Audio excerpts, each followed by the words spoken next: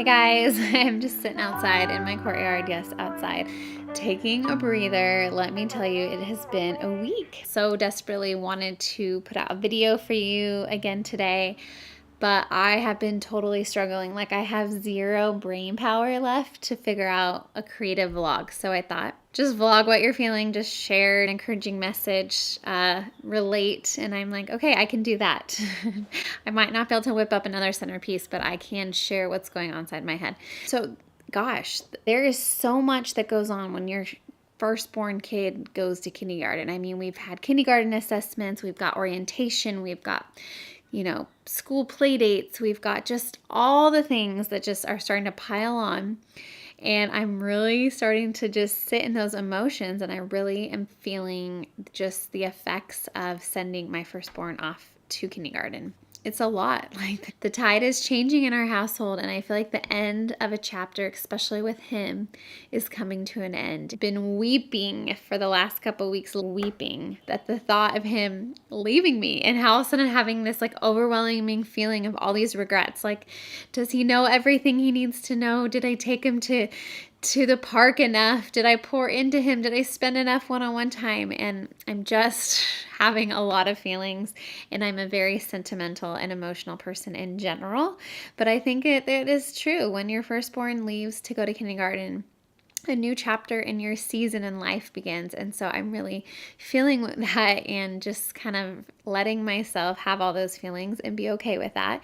And I'm sure I'll have more to update and share with you next week as he goes to school on Monday. And if you have any tips, I'm all ears. In addition to Beckham going to kindergarten, like Amelie turns 3 next week. I put away the changing table and the diapers because I've been potty training Florence. I mean, there's so many like little but small things happening in our family that is just a lot for me as a stay-at-home mom and as a mom who just deeply is invested and loved and just has had her head down for the last 5.5 years in the grind of like babies and early childhood. This is a lot. This is a new step, and the tides are starting to shift, and I'm really feeling that in all the ways, and it's both good and bad and hard and exciting. And so I'm just a basket case of emotion. So if you can relate with me, thank you.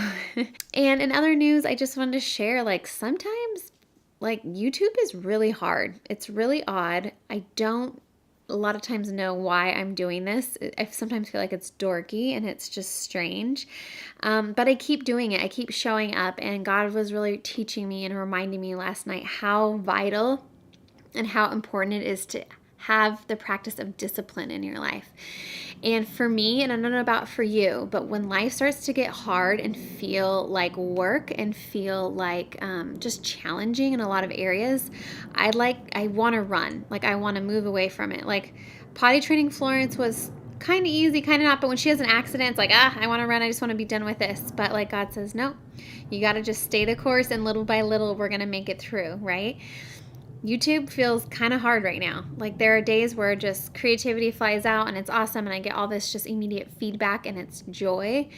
But then there's times like today where I feel like I need to put a video out, but I don't know what to do. I don't really know what to say. I'm kind of like left with this like blank slate, and that's okay. And there are times when I'm trying to lose weight or eat healthier, and I have to make hard decisions, and I have to practice discipline, because nothing good really just happens overnight.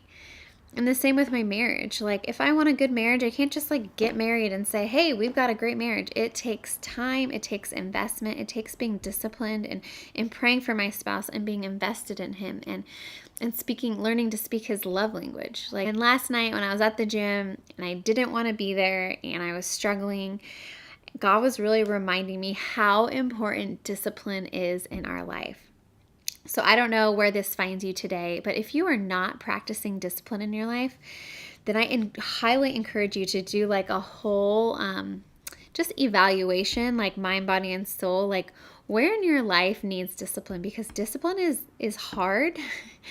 Being disciplined is not easy, but it is so vital to just like our whole person and our whole character. So for me, being disciplined in healthy eating it's revolutionized me. For me, being disciplined in working out to keep my body healthy and strong, being disciplined in showing up on YouTube when I feel like personally I don't want to do it, but I feel God calling me to do it.